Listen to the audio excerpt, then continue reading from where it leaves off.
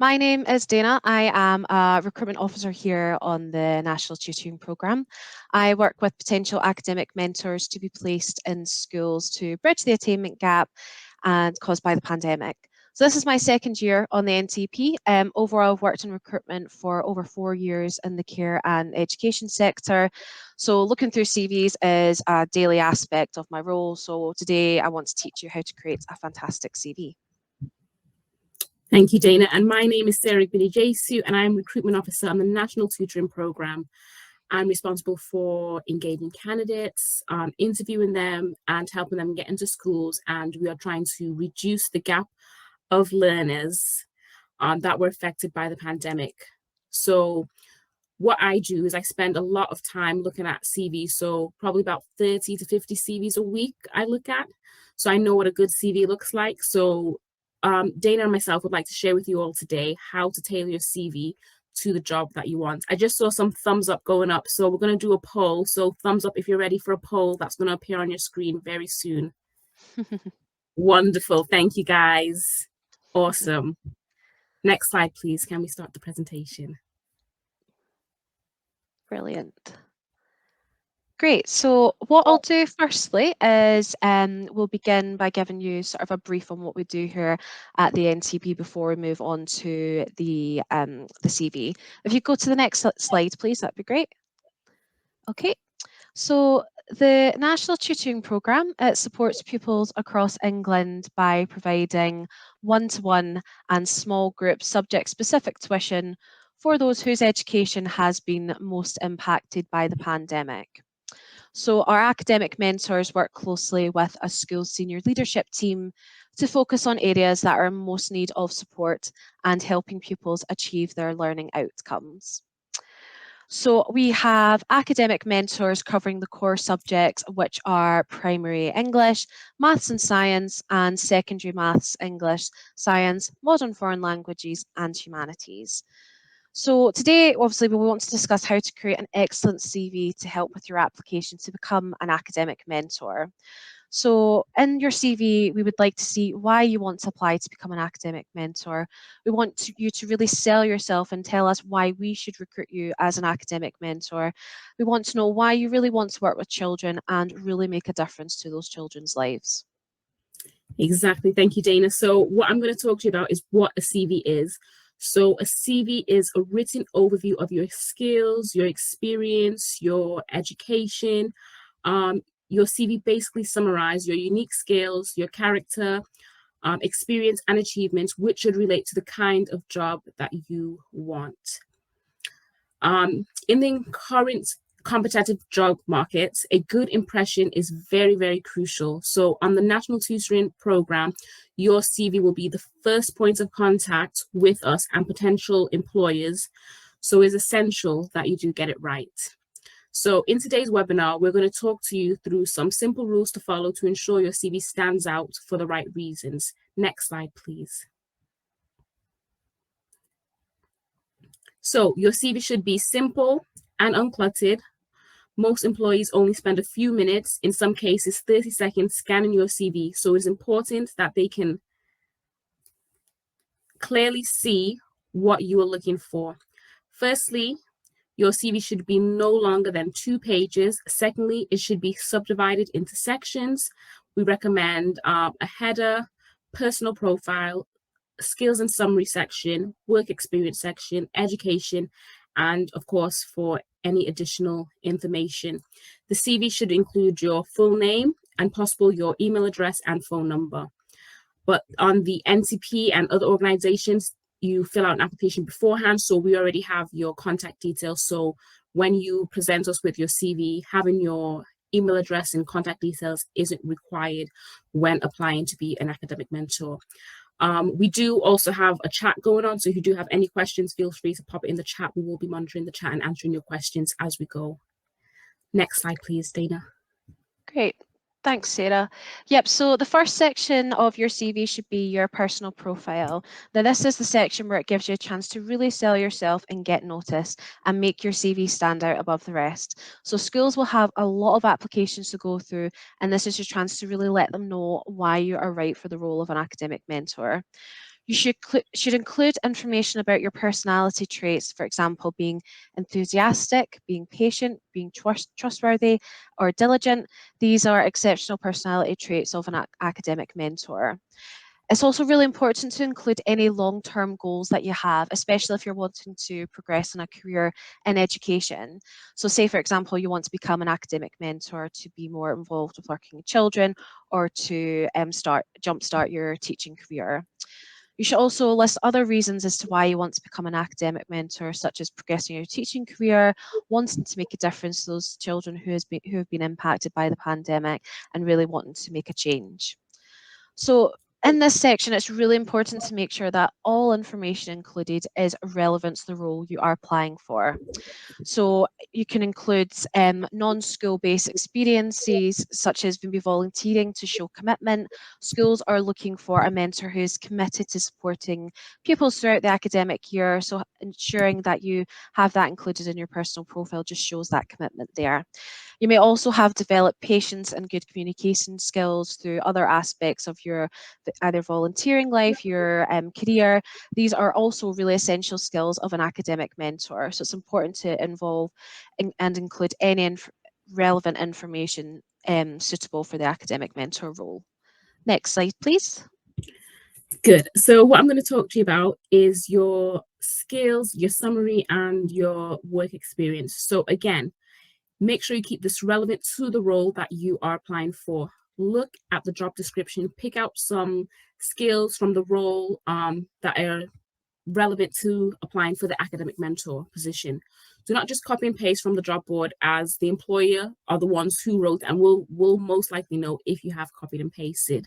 So make sure you list your skills, providing guidance, managing behavior, working with small groups, interventions. Also, if you are fresh out of uni, you can say that you've been working in small groups, which can be related to class projects and group work. So we would want you to keep this section short and sweet, give examples where possible, and again, always make this section relevant to the job that you're applying for. So about your work experience, working backwards chronologically with your current job at the top, provide a brief overview of the dates that you've worked, your employer's name, and job title with a maximum couple of sentences of key responsibilities. If the job is not relevant to the academic mentor role, just put the employer's name, role, dates, and leave a description. So please note, it's very important to ensure that any gaps in your work history are explained. For example, studying, traveling, maternity leave. I've seen a few CVs where there was gaps because during the pandemic, they took time off to work with their families. So it's just so that we can ensure that we adhere to the compliance requirements and we are a safe recruitment checks, and any gaps are all accounted for. Especially for any gaps overseas. If you've been overseas for 6 months or longer, you would have to do an OSPC check, which is an overseas police check. The sooner you let us know, the sooner we can help you do the check, because sometimes it takes weeks and weeks and it can delay your application. We will put the links if you do need to do an overseas police check in the chat. And please also note that overseas qualifications are accepted. If you do not have any work experience, that is also fine. This should not be something that discourages you, but also motivates you, as you can list the coursework that you've done, your dissertation, your group projects that you have done that will be in relation to applying for an academic mentor. For example, if you've studied health and social care in your school, in university, you can add in like your coursework titles that relate to being an academic mentor. Over to you, Brilliant. Dana. Thanks, Sarah. So, yep, the next section of your CV should be your education details. So, please list your educational achievements with highest qualifications first, and avoid listing extensive qualifications if not relevant to the role. We don't need all your GCSEs, what your essays were, things like that. We don't need all that information. Just make sure that it's brief and relevant to the role. Also in this, if you want to include any work experience or voluntary work if relevant, say for example, you helped with with a friend's a friend, sibling, or a parent's friend's child study for an exam, or supported them with their coursework, you can list this down as volunteering experience, which will be valuable to your CV. We do have EXIS and NARC to help with education checking for qualifications. If you do have an education from overseas, it does need to be translated into English. There are services that are able to provide that for you. There is also another section to add to your CV, which is the additional information section. So this isn't compulsory, but you could give a brief overview of any relevant hobbies that are interests if you feel it would help your application. So say for example, in my spare time, I go to my local library and read books to children. And that's a really great example and shows, you're passionate about working with children. If you also maybe, for example, do a writing blog or something like that, it shows your passion for, English and writing, which is relevant to the academic mentor role, as we do love to see that passion for the subject as well. So you can also, again, in this section, list the reasons as to why you want to become an academic mentor, and use this section again to sort of sell yourself if you have missed anything from your personal profile that you do want to add in. Again, it's also really important to make sure to keep this information really relevant. So don't put information such as you like watching reality TV shows or things like that. It's just not relevant to the position. So we want to make sure the information is completely relevant to the role. So there is going to be another quick poll going out to you. So if you want to click on that poll tab and fill out that poll with that information, that would be great as well. Thank you. And Sarah's going to now do the do's and don'ts. If you're still with us and you're still listening, give us some thumbs up. Let's have a look, see if you're still here with us. Ooh. Wonderful. Thank you so much. So right now, I'm going to talk to you about the do's and don'ts for CV writing. So taking all what we have covered, let's look at what's acceptable and what's not.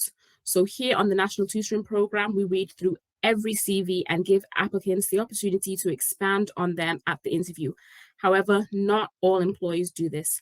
As previously mentioned, many employers take minutes, if not seconds, to review a CV. Some even use software to pick out keywords. So there are definitely some do's and don'ts that will increase your chances of being successful. So we're going to discuss the do's now. So you should keep your CV concise, no more than 2 pages in length. I previously had a CV where it was 12 pages long, and the candidate wanted to list every book they wrote, every conference they attended, and then they referenced all the books that they added in the CV, and it just was like 12 pages long. Yeah, I was shocked as well. So please keep your CV no more than 2 pages in length. Save some information for the interviewer. Just leave us wanting a little bit more, like, oh, I like this CV. I can't wait to interview this person. So just leave us wanting that little bit more. Excellent. I can see the thumbs up going up in the chat. Wonderful. So in your CV, do highlight your most recent and relevant experience. Do make sure you use no more than 2 fonts and it is clearly set out, and use the same font and layouts through the entire CV. Do include your personal accomplishments that are relevant to the role. For example, you help mentor a student from your uni group as they're struggling in their maths, English, humanities, modern foreign languages. You can add stuff like that in.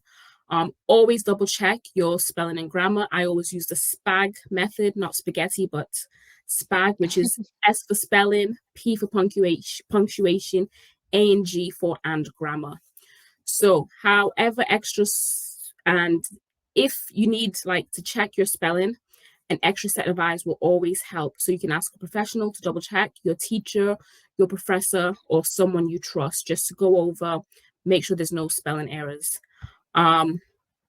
Do consider any volunteer work that you've done or any non-work experience to add onto your CV just to help boost it. Be yourself, be authentic. No one knows you better than you, and you should let us know why we should give you the job. So this next slide is an example of what a good CV should look like. It has my name, it has my professional summary, my work history in chronological order. On the right-hand side, it has my address, my contact details, and my skills. It doesn't have to be this exact layout, but this is just an idea of what a good CV would look like. Like it stands out. It looks very nice and strong. Do you all agree? Are your thumbs up still there? I'd give you a job, Sarah. Thank you, Dana. Wonderful. I can see the thumbs up going up. Wonderful. So now we're going to discuss the don'ts. So don't add any unnecessary personal information like your date of birth, your cultural background, if you're married, how many times you've been divorced. Believe me, I've seen it on CVs. Do not give the employer any reason to be biased against you.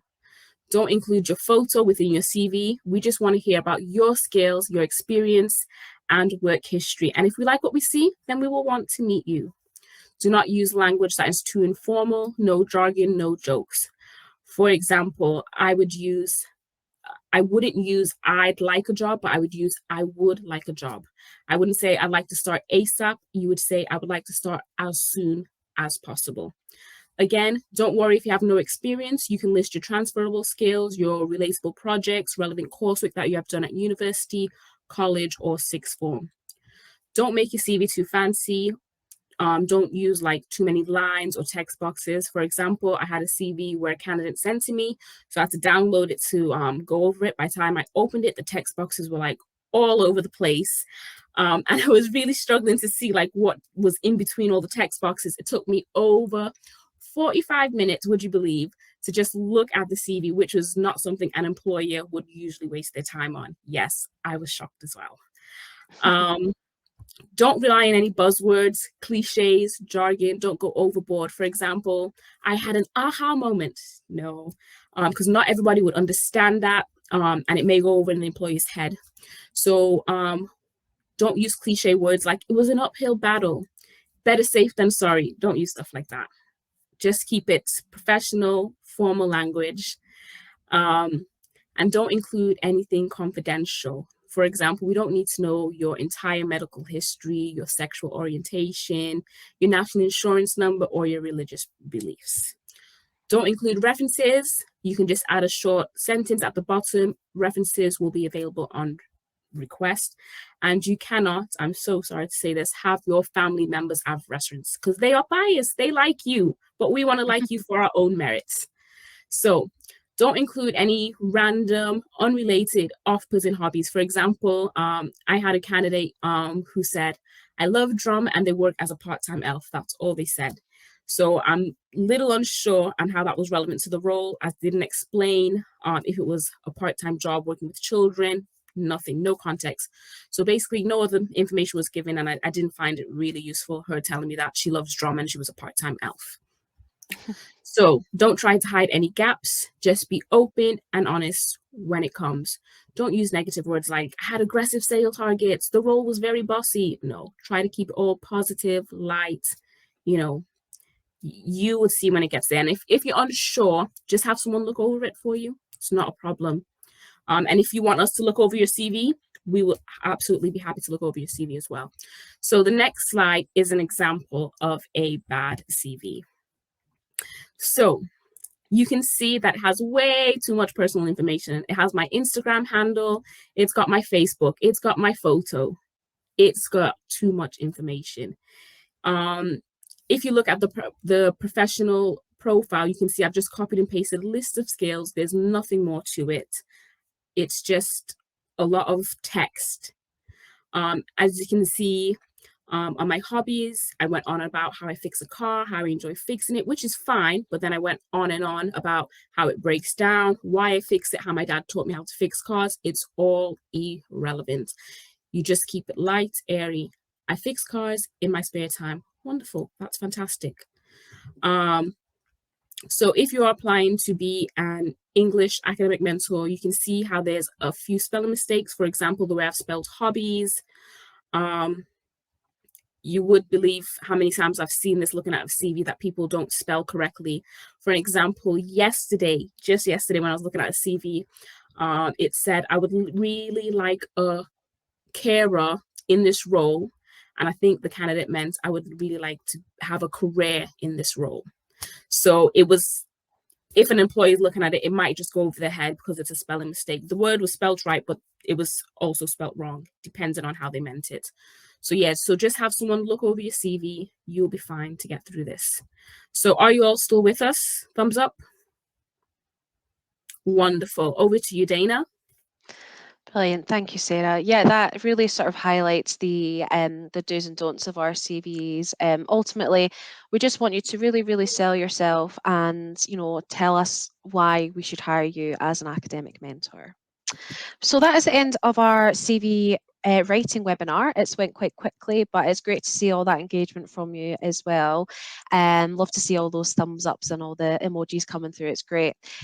We do hope you found it useful and have taken away some key tips and pointers. We would like to obviously thank you for your time to take out to join us, and hope we get the chance to interview you once you've applied for the academic mentor position. We're currently recruiting for academic mentors across England for primary and secondary schools. So please feel free to apply and book your interview with one of our recruitment officers online. The programme is a really great programme to be involved in and really make that difference to those children in those schools. There will be links sent and shared out to you in this chat. We have our own YouTube channel where we have fantastic videos from academic mentors who've been placed in schools. So it's lovely to see that as well. So, yep, now like to open the floor up for any questions that you may have, if they've not been answered in the chat, if there's anything we can help with.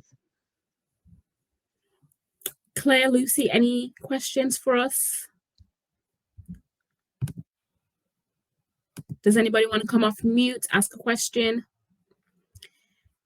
If you found it useful, give us a thumbs up, let us know. Wonderful, perfect, wow, that's amazing. Oh, wonderful. Well, this is the end. Oh, sorry, Sarah. I can just say a wee question here. Yeah. At what point do you send CVs to potential schools? So you interview as an academic mentor with one of our recruitment officers, and then if successful, you will then be moved to what we call the talent pool, which means we'll be able to send your CV out to potential schools. So we send your CV out to schools based on your subject area and location. So once you've completed that initial interview, that will be the stage where we get your CV sent out to schools. I've just seen one from Sana. She said, is there a date we should submit our CV by? So as soon as you apply, make sure you submit your CV. So ideally, before you do your interview with us, we would like to have a look at your CV just to get a picture of who you are. Is it necessary to bring a copy of the CV to the interview? Yes, it is. So if you're taking it to the school, no, we've already sent your CV to the school. But if you're interviewing with us for the academic mentor role, we would like to have a look at your CV before. Dana, do you want to take this next question? If I've done my interview, what are the next steps? If you have completed your interview for the academic mentor program, your main point of contact will be your recruitment officer, who will contact you to keep you updated with how we're getting on with finding you a potential school. And then if a school comes back to you with feedback, if they want to invite you for an interview, your recruitment officer and school relationships officer will organise that for you. Wonderful. Douglas, if you send us an email, we will give you feedback on your interview. We would have to look to see who you interviewed with, but we will give you feedback. Do apologize that you've not been given feedback as of yet. Is there an age limit for academic mentors, Dana? It will be 16 plus for the academic mentors. The application is obviously all online, so if there are any if the age is lower than that, the application won't let you go past that. Wonderful, thank you. Another question, how advisable is it to send an email to the interviewer thanking them? I think that's just, how nice are you? I think it's just really nice to do it anyways. I always love good feedback. If I've done an interview and someone's like, oh, I really enjoyed the interview, I'm like, oh, thank you so much. It makes me feel like I've done a good job. So that's entirely up to you as a person, how nice you are. But yeah, that's absolutely fine. Yep, definitely. I just looked at you already have my CV, MLA Turner. You already have my CV, but is it possible to send you an updated version? Yeah, of course, that's absolutely no problem. If you want to get in touch with your recruitment officer and let them know you have an updated CV that you would like to send over, and just send that over to them, that'll be perfect. How Bianca, Michaela, Lee, I believe I interviewed you. How do you format professional development done through the website? How do you format professional development done through the website? I'm not sure what you mean, Bianca.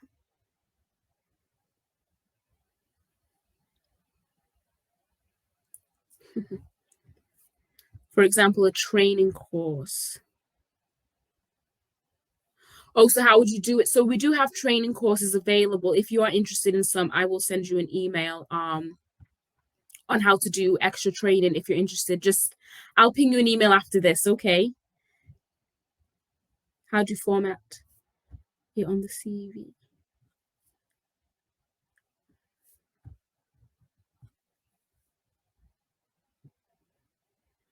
After this, Bianca, I will send you an email. Don't worry about that. Any other questions that we have?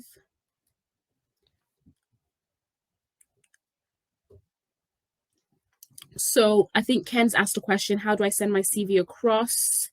So once you apply, you'll be able to upload your CV to the screening link. So you would receive a screening link and you'll be able to upload your CV. So we're just going to do one more question and then we're going to wrap it up.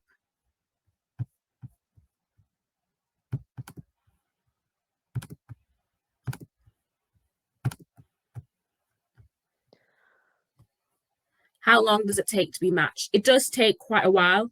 We have more candidates than we do school, but we are working really hard with the DFE to match all candidates. So if you do have any more questions, you can contact us. We will drop an email address in the chat now, and we will make sure to reach out any questions for you guys. On behalf of Dana and myself and the Academic Mentor National Tutoring Program, we want to say thank you very, very much for joining us. We do hope you found it useful and all the best with your CV writing. We look forward to seeing some good CVs. Yeah, I can Yeah. see the thumbs up going in the chat. Yay. So thank you so much for joining us today and hope you enjoy the rest of your day. Thank you, everybody. Really appreciate you joining. Bye, guys. Thank you. Bye.